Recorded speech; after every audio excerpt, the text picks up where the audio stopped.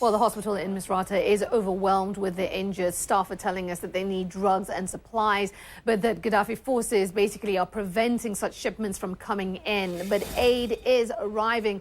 German, Italian and American organizations sent relief supplies to Misrata on board a boat that set sail from Malta. Our Fred Pleitgen, producer Jonathan Wald and photographer went along for the trip to Misrata, and some of what they experienced had them running for cover. Okay, so our boat is about to leave, and as you can see, cameraman Scott McWhinney, who's also here on the trip, is getting the sailors who are untying all the ropes, and then we'll be on our way to our 18-hour journey. You happy, Scotty?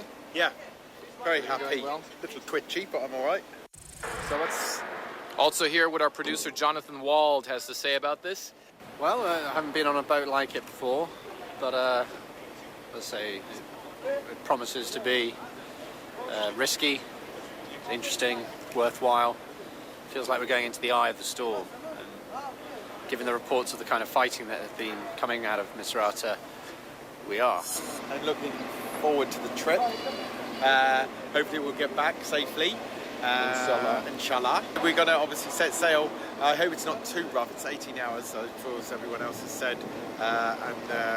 We have the seasickness We've got the seasickness tablets, but it's just when we get into the port is when it gets a bit dangerous. So, we'll see what happens, but it'll be fine. Down here, it was this way, right? It's on the right.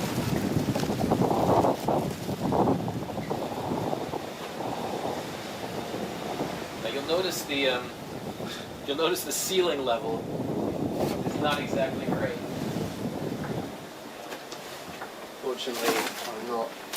Fortunately, you're small. We have a very nice collection of Korean movies, which we're thinking a lot of them are sort of karaoke tapes or something.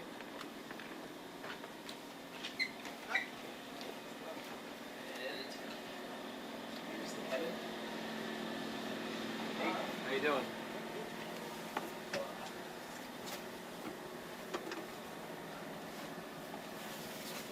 You'd hate to get seasick in this thing because it's very sort of confined. How long ago did we have our seasickness pill, Fred?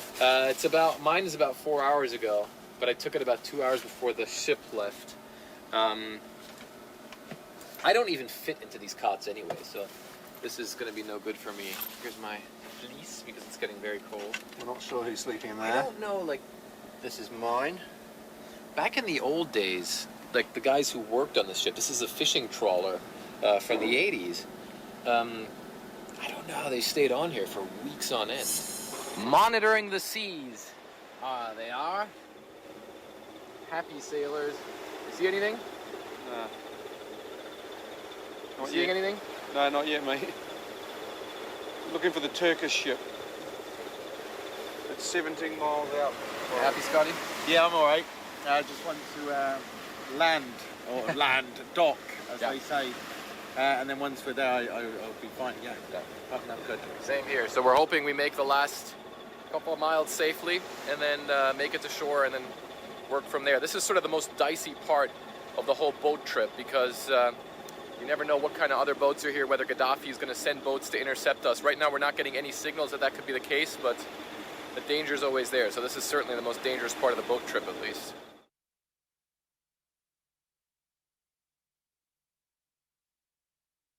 Well, it's a strange place. It looks like a ghost town. It's good that it seems relatively secure, but things can change in an instant. So I remain nervous.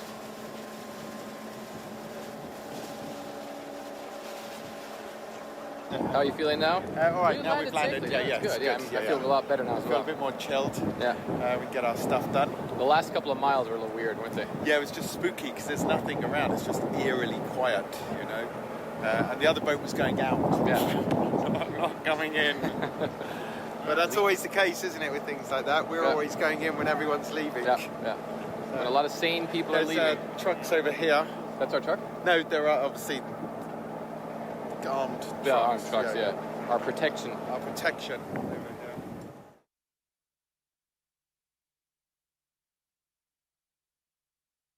And apparently, when we get to the top of this hill, we will be able to see the pro-Gaddafi forces in town.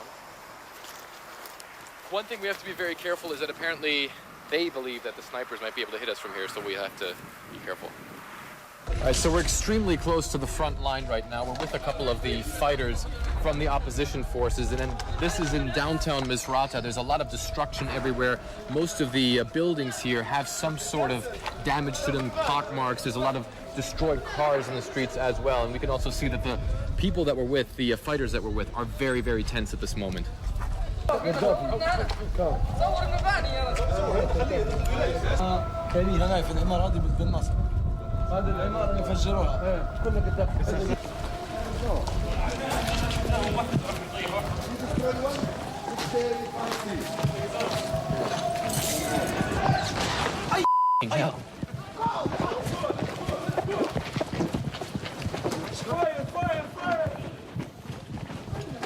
We gonna get out of here? Yes, let's get in the car.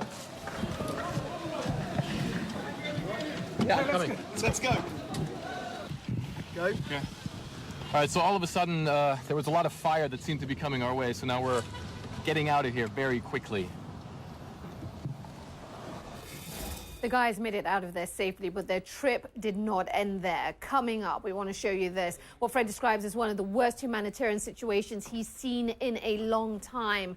Plus, the long journey back to Malta in the middle of the night, doing live shots on the rough seas. We brought you Fred Pleitgen's trip to Libya. After an 18-hour journey by boat, he and the team got pretty close to the fighting in Misrata. They also got to see close up the deplorable living conditions some people are having to endure. Here's the team once again. What should we do? We're in this makeshift refugee camp. Obviously, these people we're speaking to are from Ghana. And when the fighting started, they fled here because they couldn't get to Tripoli. Apparently, if they could get to Tripoli, then their government could get them out, which I seriously doubt. But now they're staying here because they're afraid to go into the city. They can't get anywhere else. Their government's not helping them. No one really is. They don't have anything. People of Misrata are giving them some stuff, but it's one of the worst refugee camps I've ever seen, one of the worst humanitarian situations I've seen in a long time. This is where you live? Yes. So it's just a couple of blankets, huh? Yes, yes. And this is where you cook? Yes. This is our drinking room. Are there any aid organizations here? No. Red Crescent has a few people here, I think. But... Yes, we have Red Cross here. All the time when you go to places like this, you attract a lot of attention, but it's completely understandable that all the people around us want to show us the conditions they're living in and the kind of suffering that they're enduring. I think it's bad for the people who live in the middle of Misrata, and in a very different way, it's also very, very bad for the refugees who are forced out. Oh, we have one here, that's okay. To this area.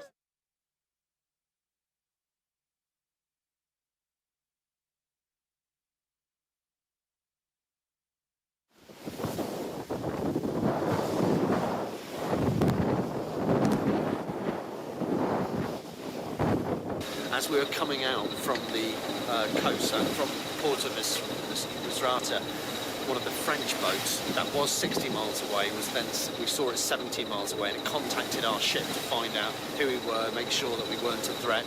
And they also asked if there was media on board. So we informed them that we were going to be coming so that they wouldn't target us, and maybe that was a clue that that message got through. Now, we're doing lives on the boat that we got into Libya with, but we're now heading back to Malta. We've done this about our 10th live. It's pitch dark, cold, windy, and very bouncy. Jonathan. Hello. He's producing. Got my sat phone and a hearty dose of seasickness pills. Yeah. They work wonders. Which we're nearly running out of. And obviously we've got the talent.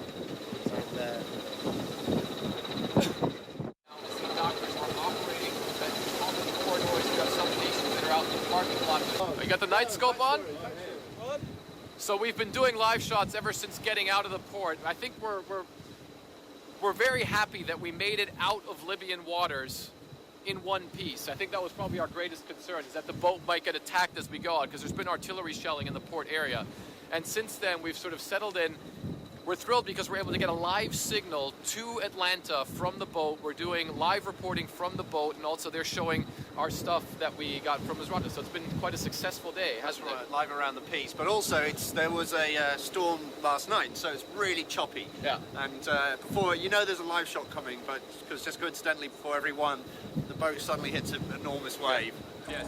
Where are we and what are we doing? We are now back in the port of Valletta, which is on Malta, and we're waiting to get off the boat, but we can't because the customs dudes have to check all our stuff, have to check our passports, and then hopefully they'll let us in. The problem was that we had to cruise around the port for about an hour and a half because they didn't want to let the ship in because there were Libyans on board who didn't exactly have a visa for the European Union, and it took forever, but now they have let the ship in, and we're all happy. We're all happy.